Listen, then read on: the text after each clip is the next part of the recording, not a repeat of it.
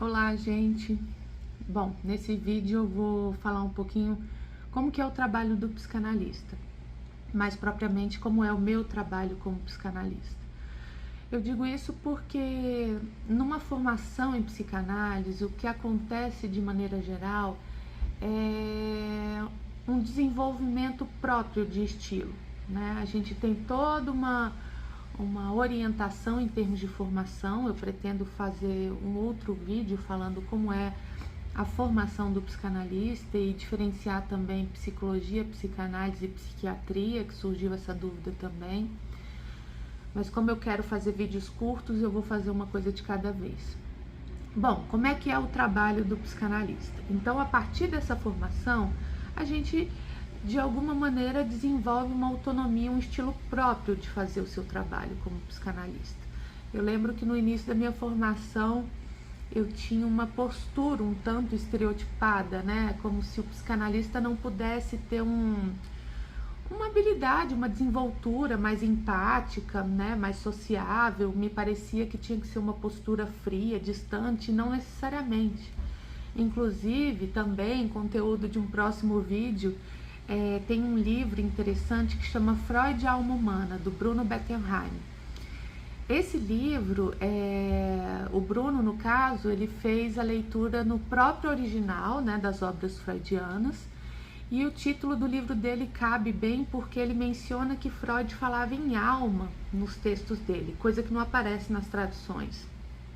Bom, a coisa é mais complexa que isso, mas no fim das contas, o Bruno traz uma noção muito interessante de que Freud era um grande humanista, né? E que talvez as traduções trouxeram uma problemática grande em relação ao entendimento que se deu da psicanálise e principalmente o entendimento do fazer psicanalítico.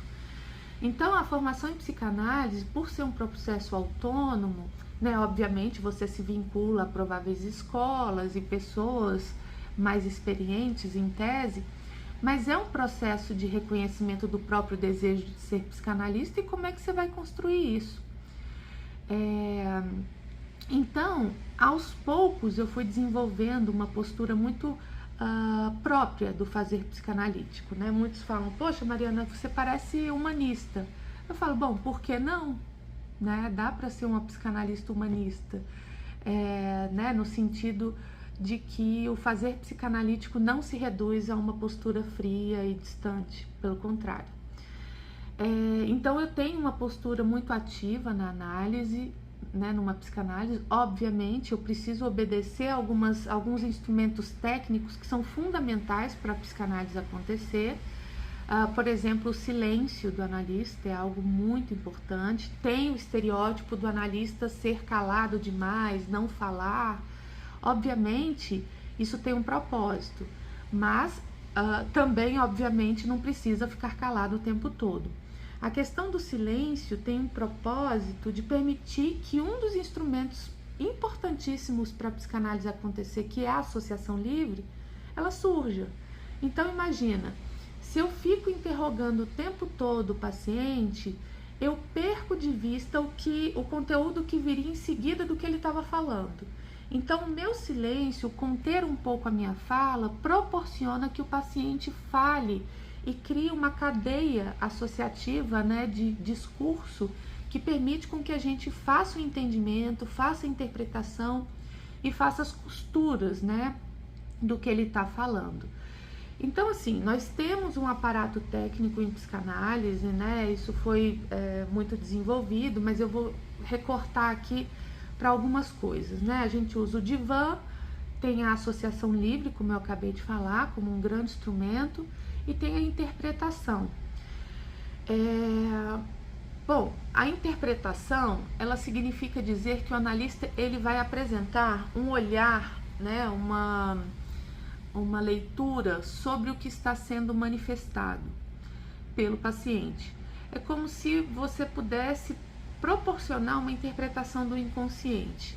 E a gente sabe que o inconsciente ele possui várias saídas, né? Então a gente faz interpretação de sonho, o sonho é uma das formas de saída do inconsciente. A gente faz interpretação dos sintomas, dos mecanismos defensivos, de atos falhos, xistes. Então todas as manifestações de inconsciente possíveis são matéria-prima para o analista fazer interpretação. Obviamente, são interpretações fundamentadas no discurso do paciente, que senão seria uma coisa que as traduções chamam de interpretação silvestre, né? Que seria interpretação selvagem. Não é disso que eu estou falando de uma interpretação baseada no discurso do paciente. Eu digo isso porque muitos profissionais ficam ali num pedestalzinho de suposto saber ou de saber, né? E que ficam tentando interpretar por saber prévio, amparado somente em teoria ou amparado em outras experiências e perde de vista o conteúdo particular do sujeito. Então tem esse trabalho com o inconsciente. Antes de falar do divã e da associação livre, é importante dizer que escolher um psicanalista é uma tarefa que exige tranquilidade, assim, conheça o analista, isso é uma escolha mútua, tanto o analista quanto o analisando vão escolher se é possível fazer esse trabalho, por isso que acontecem entrevistas preliminares ou os encontros iniciais, para que o analisando possa conhecer, né, o analista, para que o analista possa conhecer o analisando e as demandas que ele traz, e para que os dois possam decidir juntos se vão seguir no trabalho. Bom, o divã. Por que o divã surge na psicanálise, né? O divã é um instrumento importante que pode gerar várias coisas, né? Tem um propósito de gerar um maior conforto, de deixar o paciente numa posição mais tranquila, mais relaxada. Por outro lado, dependendo do perfil do paciente, é uma posição extremamente desconfortável, né? Pacientes que têm uma postura mais controladora, digamos assim, prefere sentar de frente para que consiga minimamente ali observar as reações do analista e tudo mais. Portanto, é uma postura, ir para o divã um paciente com esse perfil é algo desafiador, eu diria até provavelmente terapêutico. Então, o divã também traz um elemento muito importante que é a quebra do olhar. Então veja, no meu caso eu coloco a cadeira ou ao lado do divã ou atrás do divã. Quando a gente quebra o olhar, a gente deixa de determinar a fala. Você imagina, se eu estou conversando com você e você me olha nos olhos, provavelmente você faz posturas afirmativas que está entendendo o que eu estou dizendo ou negativa que não está entendendo, ou uma cara de estranhamento. O que eu estou querendo dizer com isso é que a nossa expressão facial e o nosso corpo pode demarcar a fala do outro. E é isso que a gente tenta evitar. Para que eu proporcione uma associação livre, é interessante que eu retire elementos que possam distrair essa fala. E aí, uma das regras fundamentais para que a psicanálise aconteça é essa associação livre, que é convidar o paciente a falar sem censura.